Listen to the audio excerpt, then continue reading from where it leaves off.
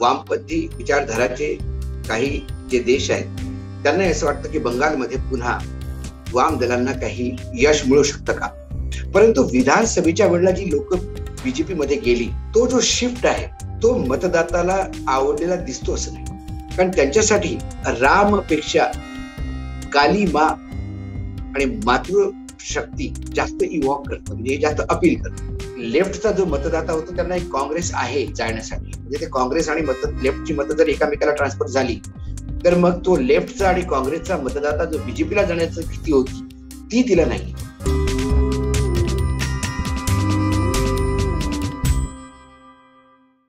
नमस्कार, मी अशोक वानखडे. देशातल्या 4 मोठ्या राज्यात आणि एका युनियन टेरिटरीमध्ये इलेक्शन्स आहेत. केरळ, तामिळनाडू आणि पॉंडिचेरी हे जर दक्षिणमध्ये असले तरी मग उत्तरी पूर्वमध्ये आसाम आणि बंगाल आहे. यावेळेला पूर्ण फोकस देशाचाच नव्हे तर म्हणजे जग सुद्धा पाहतंय की बंगालचा मतदाता यावेळेला काय म्हणणार. जग याच्यासाठी म्हणतो की अजूनही जगात कुठे जे लेफ्ट पॅसेज आहेत, म्हणजे वामपंथी विचारधाराचे काही जे देश आहेत त्यांना असं वाटतं की बंगालमध्ये पुन्हा वाम दलांना काही यश मिळू शकतं का. परंतु जी मुख्य लढाई आहे बंगालमध्ये ती भारतीय जनता पार्टी आणि ममता बॅनर्जी यामध्ये सरळ सरळ ती लढाई दिसते. आणि भारतीय जनतेसाठी हे फोकस राज्य याच्यासाठी आहे कारण उत्तर प्रदेश, महाराष्ट्र नंतर बंगाल हे सर्वात जास्त लोकसभा देणारं राज्य आहे. त्यामुळे बीजेपीचा फोकस तिथे आहे आणि त्यांना असं वाटतं की आसाम आपल्या ताब्यात आहे, बंगाल जर ताब्यात आलं तर पूर्ण नॉर्थ ईस्ट आणि मग इकडे पाठीमागे ओरिसा या राज्यावर आपली पकड असू शकते, बसू शकते. ही रणनीती आहे बीजेपीची. भारतीय जनता पार्टी येणाऱ्या 25-50 वर्षाची रणनीती करते आणि बाकी राजनीतिक जे पार्ट्या आहेत म्हणजे राजकीय दल त्यात काँग्रेस म्हणजे बंगालमध्ये तर मरणासन्न स्थितीमध्ये आहे. वामपंथी दलांचं तेच आहे. तिथे तृणमूल काँग्रेस आहे ममता बॅनर्जीची, ती रिजनल पार्टी आहे. परंतु तिने बरेच वर्ष तो किल्ला सांभाळला आणि वामपंथी दल म्हणजे लेफ्टच्या हातात तिने सत्ता हिसकावून घेतली म्हटलं तरी चालेल. कारण बंगाल हा या प्रदेशचं जी राजकारण आहे ते बाकी राज्यांपेक्षा वेगळं आहे. बंगालमध्ये कॅडर बेस्ड राजकारण असतं, लेफ्ट कॅडर बेस्ड. तृणमूल काँग्रेसचं स्वतःचं कॅडर उभारलं त्यामुळे ती सत्तेत येऊ शकली. बीजेपीनी आपलं कॅडर उतरलं त्यामुळे बिना कॅडर तिकडे राजकारण होऊ शकत. काँग्रेस एकेकाळी होतं, तो इतिहास आहे. म्हणजे आजच्या जर काँग्रेसच्या पिढीला विचारलं कधी बंगालमध्ये सत्तेवर होतं तर सांगू शकणार नाही, अशी स्थिती काँग्रेसची आहे. तरी पण मागच्या विधानसभा इलेक्शन मध्ये जर आपण पाहिलं तर टोटल 294 सीट्स आहेत तिथे त्या विधानसभेची जी स्टेट आहे ते 294. मागच्या वेळेला ममता बॅनर्जीच्या टीएमसीला 199 मिळाल्या होत्या. जे लोकल पार्टी आहे त्याला 2 मिळाल्या आणि ते दोघे एकत्र लढले त्यामुळे त्यांचं संख्याबळ हाऊसमध्ये 201 होतं. दुसरी मोठी पार्टी तिथे काँग्रेस होती पण 23. आता 199 आणि 23 मधला तुम्ही फरक जाणवू शकता. पहिला नंबर आणि दुसऱ्या नंबरवर किती मोठी तफावत. त्यानंतर सीपीआयएम ला 19 होत्या, एआयएफबी 2, आरएसपी 2, बीजेपी 2, इंडिपेंडंट 2 आणि व्हॅकंट म्हणजे खाली 10 सीट्स होत्या. आता त्या जवळजवळ 43 झालेल्या आहेत कारण बऱ्याच लोकांनी राजीनामे देऊन बीजेपी मध्ये शिफ्ट झाले तृणमूल काँग्रेसचे. आता बीजेपीला असं का वाटावं की त्यांनी बंगालमध्ये ते 200च्या वर सीट घेऊ शकतात. कारण तिथे विधानसभा निवडणुका झाल्या त्यानंतर जी लोकसभा निवडणूक झाली त्या लोकसभा निवडणुकीमध्ये त्यांना 42 पैकी 18 सीट्स मिळाले. म्हणजे तिथे विधानसभेत फक्त 2 सीट्स होत्या, तिथे लोकसभेमध्ये 18 सीट मिळणं ही फार मोठी गोष्ट आहे. आणि तसं पाहिलं तर बीजेपीला हिंदी स्पीकिंग पार्टी म्हणतात, म्हणजे ते हिंदी भाषिक काऊ बेल्ट ज्याला आपण म्हणतो. बिहार, उत्तर प्रदेश, मध्य प्रदेश, राजस्थान, छत्तीसगड, हिमाचल हा जो एरिया आहे, हरियाणा, याला हिंदी बेल्ट जर आपण म्हटलं त्याला काऊ बेल्ट म्हणतात. तर त्या काऊ बेल्टची पार्टी म्हटलं म्हणजे हिंदी स्पीकिंग त्याला पार्टी मानल्या जातात किंवा हिंदूची पार्टी मानल्या जातात. अशा पार्टीने तिथे 18 सीट घेणं बंगाली एरियामध्ये हे फार महत्वाचं आणि आश्चर्यजनक होतं. नो डाऊट भारतीय जनता पार्टीने भरपूर मेहनत केली आणि नरेंद्र मोदीचा चेहरा होता. लोकसभेची इलेक्शन्स होते, समोर कोणी दुसरं नव्हतं. त्यामुळे अल्टरनेटिव्हच नसल्यामुळे त्याला टीना फॅक्टर एक म्हणतात मॅनेजमेंटमध्ये, there is no other alternative. तो टीना फॅक्टरमुळे नरेंद्र मोदीचा चेहरा चालला आणि त्यांना ज्या 18 सीट्स मिळाल्या त्यामधल्या 6 हिंदी स्पीकिंग होत्या, म्हणजे जिथे हिंदी बोलणाऱ्यांचं बहुमत होतं. तसं पाहिलं तर 42 ज्या सीट्स आहेत त्यामध्ये 16 अशा सीट्स आहेत लोकसभेच्या जिथे हिंदी बोलणारे लोक जास्त, म्हणजे मारवाडी, जैन, अग्रवाल, बिहार आणि युपी मधनं मायग्रेट झालेले लोक तिथे सेटल झाले. त्यामुळे ते हिंदी स्पीकिंग त्यांना जास्त मानलं जातं, कारण तिथे मुसलमान हा बंगाली मानला जातो. जो बांगलादेश मधनं मायग्रेट झालेला मुसलमान जरी असला तरी त्याची मातृभाषा जी आहे ती बंगाली. त्यामुळे 42 लोकसभा टोटल आहेत, त्यामध्ये 16 सीट्स ज्या आहेत त्या हिंदी स्पीकिंग आहेत. त्यामधल्या 6 यांना मिळाल्या, 10 ममता बॅनर्जीकडे गेल्या, काही काँग्रेसकडे गेली एखाद सीट. आणि बीजेपीनी 12 अशा सीट्स घेतल्या ज्या बंगला स्पीकिंग. आता बीजेपीचं जे लीड होतं बंगालमध्ये, ज्या 16 सीट घेतल्या बीजेपीने त्या उत्तरी बंगालमध्ये, कारण बंगाल तसं पाहिलं तर आपण 2च याच्यामध्ये डिवाइड करू शकतो, उत्तरी बंगाल आणि दक्षिण बंगाल. दक्षिण बंगालमध्ये ममताचं वर्चस्व आहे, उत्तर बंगालमध्ये लेफ्टचं वर्चस्व होते की काय, कारण तिथे आदिवासी, बॅकवर्ड, मागासलेले लोक जास्त आहेत, मागासलेल्या जाती. तिथे काही मुसलमान स्पीकिंग एरिया होता जो लेफ्टने आपल्या ताब्यात घेतला होता, जे लेफ्टचं ते वोट बँक होतं. तर तो त्या एरियामध्ये कुठेतरी बीजेपीला त्यांनी अल्टरनेटिव्ह पाहिलं आणि नॉर्थ म्हणजे बीजेपीने चांगला जम बसवला. त्यामुळे बीजेपीला तिथे जवळजवळ, जे मी तुम्हाला सांगितलं, 18 सीट्स मिळाल्या. ते एक अभूतपूर्व होत. आणि त्या जर 18 सीट आपण ट्रान्सलेट केल्या विधानसभेमध्ये तर 122 विधानसभा सीट्स वर लोकसभेमध्ये त्यांनी पकड घेतली होती. आता जर लोकसभेचे इलेक्शन म्हणजे त्या डाटाप्रमाणे जर पाहिलं तर 122 सीट त्यांच्याकडे, त्यांना अजून थोडी मेहनत केली, 30 सीट मिळाल्या तर ते सरकारमध्ये येऊ शकतात. त्यामुळे बीजेपीनी पूर्ण ताकद झोकली, त्यांना सगळं ती हिरवगार दिसत.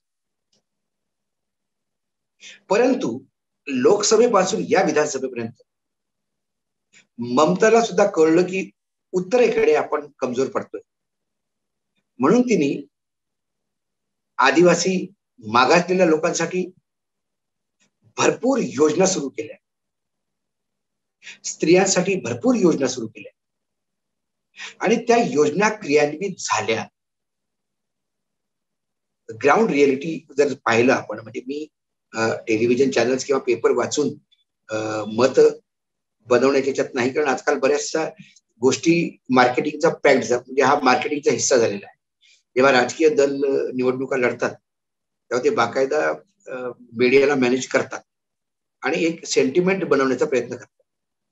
त्यामुळे राष्ट्रीय मीडिया काय म्हणतो त्यापेक्षा मी त्या रिजनल मीडियावर जातो, कारण तो रिजनल मीडिया, बंगाली मीडिया जो आहे, त्यांना माहित आहे की बंगालमधले जमिनी हकीकत काय आणि जमिनीवर गोष्टी काय. त्यामुळे तिथे जे क्रियान्वयन झालं त्या क्रियान्वयनामुळे बराचसा ममताचा होल्ड तिथे आहे. दुसरा एक जो महत्वाचा पॉइंट जो मला दिसतो, लोकसभेच्या वेळेला जे टीएमसीचे नेता बीजेपी मध्ये शिफ्ट झाले ते तर लोकांनी ऍक्सेप्ट केले की चला, तुम्हाला वाटतं की भारतीय जनता पार्टी चांगलं एक शासन देऊ शकतं म्हणून तुम्ही तिकडे गेले. परंतु विधानसभेच्या वेळेला जी लोक बीजेपी मध्ये गेली, तो जो शिफ्ट आहे तो मतदाताला आवडलेला दिसतो असं नाही. कुणीतरी मतदातांना असं वाटतं की त्यांनी वेळेवर ममताला धोका दिला आहे या नेत्यांनी, आणि जर त्यांना खरोखरच ममता नको होती तर मग बाकी लोक जेव्हा गेले तेव्हा का नाही गेले. तुम्हाला पूर्णपणे सत्ता भोगायची होती तेव्हा भोगली, आणि जेव्हा सत्ता तुम्ही त्याच्यात निघून गेले त्यानंतर मग आता सत्ता जाते असे तुम्हाला वाटतं, त्यामुळे तुम्ही शिफ्ट केलं, म्हणजे तुम्ही सत्तेची भोगे आहात. ह्या सगळ्या गोष्टी एक एक मोठी इंडिकेशन हे देतं की जरी सारा मीडिया म्हणत असेल आणि भारतीय जनता पार्टी ताकदीनं म्हणतंय की आम्ही 200 सीट्स आणू, पण कमीत कमी माझं वैयक्तिक जे मी इथे कॉन्स्टिट्युन्सीचं गणित लावलंय, होऊ शकतं मी चुकीचं, पण माझं पण निष्कर्ष चुकीचा ठरू शकतो.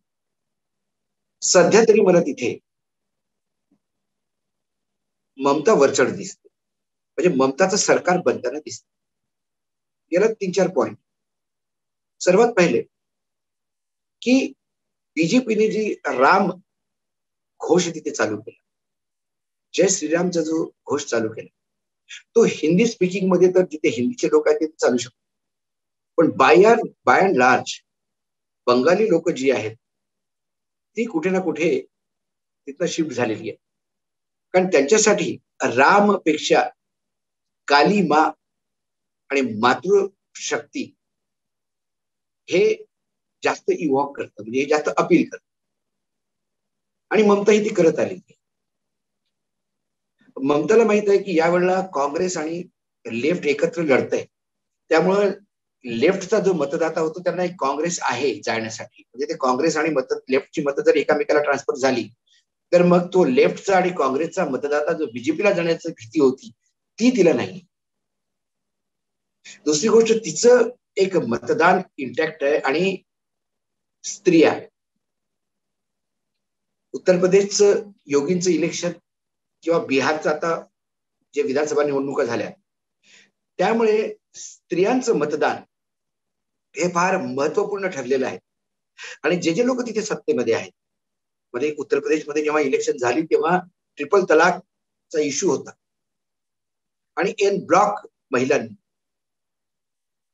मुस्लिम महिलांनी बीजेपीला मतदान केलं, आणि तो जो शिफ्ट आहे त्यांनी योगीला ऍब्सोल्यूट मेजॉरिटी दिली. तेच काम जे स्त्रियांसाठी केलेलं, म्हणजे खासकर दारूबंदी किंवा मुलींना सायकल वाटणं, हे जे प्रकार नितीश कुमार पहिलेपासून करत आलेले आहेत, त्यामुळे कुठेतरी स्त्रियांचं मतदान बीजेपी आणि त्या एनडीएला झालं, त्यामुळे ते सत्तेत आहे.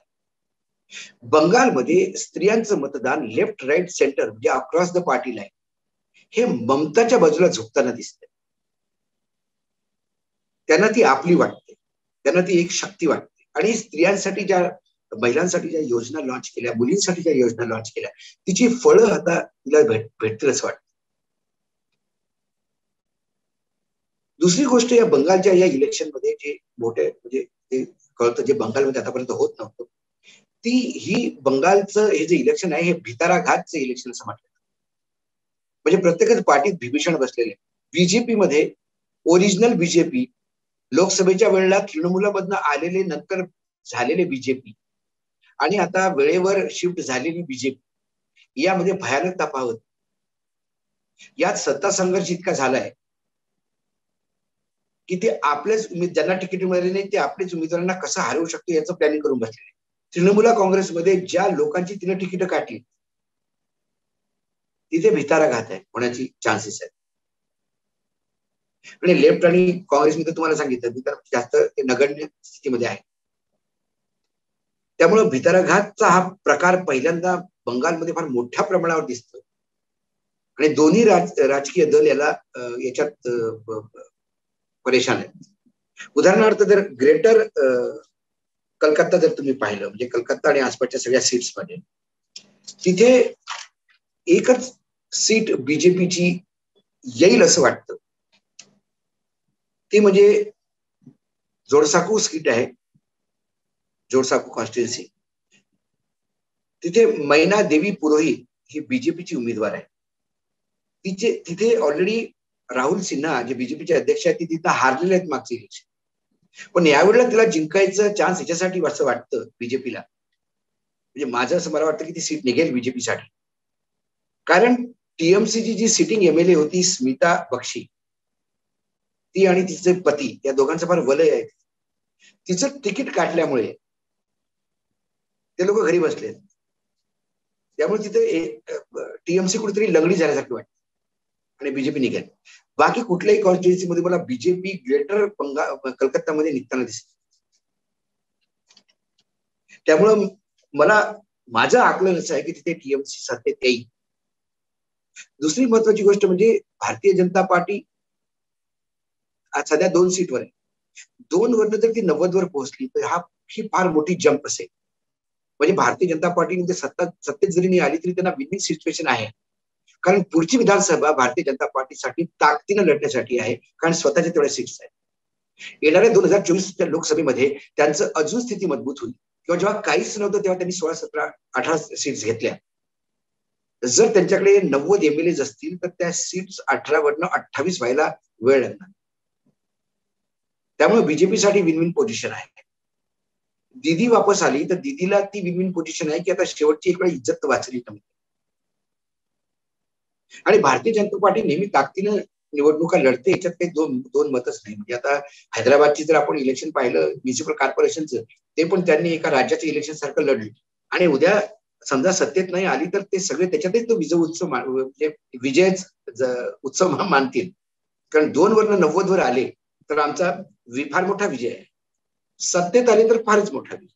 आणि आसाममध्ये जिथे सत्तेत आहे तिथे सत्ता त्यांनी 2 सीटनी जरी टिकवली किंवा जे वर्तमानमध्ये ज्यांची जी सीट्स आहेत त्याच्यापेक्षा जर फार कमी जरी सीट झाल्या तरी त्यांच्याकडे असतं तर कम हुआ तो क्या हुआ, सत्ता में तो आहे, वापस तो आहे. जसं त्यांनी गुजरातमध्ये केलं होतं.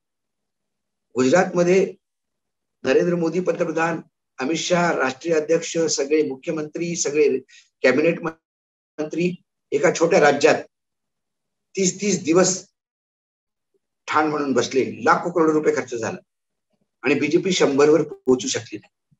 तरी बीजेपी सत्ता तर वापस आली. तर आपल्या हारण्यालाही आपण कसं हे करू शकतो, विजयात बदलू शकतो, ते बीजेपीला येतं. दुसरा जो महत्वपूर्ण जी गोष्ट आहे, बीजेपीचे नेता जे क्लेम करतात, जसं राजस्थानमध्ये इस बार 200 पार, पण ते खाली 70 पार पण नाही झाले. तेव्हा तो वार क्राय असतो. जसं जुन्या काळी आपण युद्ध असताना मराठी जयघोष करायचे, जय भवानी, आणि हमला करायचा, जय भवानी जय. नंतर तो शिवाजी जुडले, जय भवानी जय शिवाजी. हे शिवसेनेचा वार क्राय. याला आपण वार क्राय. राजस्थानी लोक जय एकलिंगी म्हणून हमला करायचे, तर तो वार क्राय असतो. त्यामुळे अब की बार 200 पार हा वार क्राय आहे. पण त्या वार क्रायमुळे आपण युद्ध जिंकतो असं ना. त्यामुळे निवडणुका संपल्या की निवडणुकीच्या वेळेला बोलल्या गेलेलं सगळं वक्तव्य हे चुनावी जुमले निवडणुकीमध्ये आजकाल युद्धांसारखं लढलं जातं. साम दाम दंड भेद सगळ्या गोष्टी वापरतात. जेव्हा बीजेपी वापरतात तेव्हा सगळेच तृणमूल काँग्रेस पण वापरणार. त्यामुळे हे बंगालचं एक मोठं चित्र मी जे पाहिलंय बंगालचं, हे मी अनुभवलं, हे तुमच्यासोबत मी शेअर करतोय. माझ्या मते ममताला 199 सीट्स ज्या होत्या त्या वाचवणं फार मुश्किल आहे. परंतु ममता कम्फर्टेबल मेजॉरिटीमध्ये असेल असं मला वाटतं. काही लोक हंग पार्लमेंट मांडतात, हंग हाऊस मांडतात, फ्रॅक्चर्ड मॅन्डेट, त्रिशंकू विधानसभा. जर 11th अवरला काही मोठी घटना झाली, कारण आपल्याकडे घटनेवर मतदान होतं. मला आठवतं की कांद्याच्या किमती कमी जास्त झाल्या तर मतदानाच्या दिवशी इम्पॅक्ट पडतो आणि सरकारी जाताना पाहिल्या. त्यामुळे अजून 2 फेजची इलेक्शन्स आहेत. त्यात काही फार मोठं परिवर्तन झालं तर त्रिशंकू असू शकते. परंतु आजच्या घटनेला आज जर विचार केला तर मला तृणमूल काँग्रेस सरकार बनवताना तिथे दिसते.